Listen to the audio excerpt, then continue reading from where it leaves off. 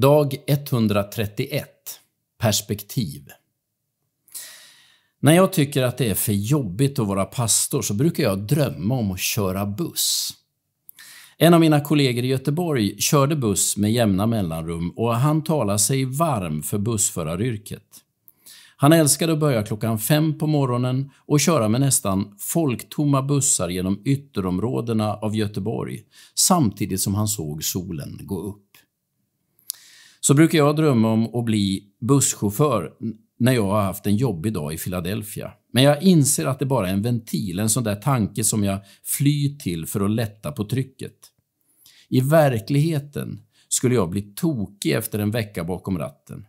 Jag vet att det skulle krypa i kroppen av otillfredsställelse över att bara skyffla folk från punkt A till punkt B utan att ha något mer att ge dem än transport. Men som flykt funkar det helt okej. Jag pyser liksom ut lite trötthet i tanken på att jag skulle kunna få en karriär inom Stockholms lokaltrafik.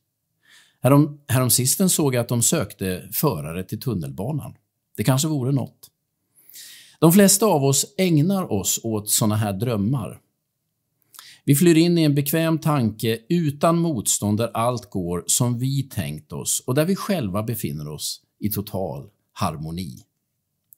You get pie in the sky when you die. Har du hört det uttrycket?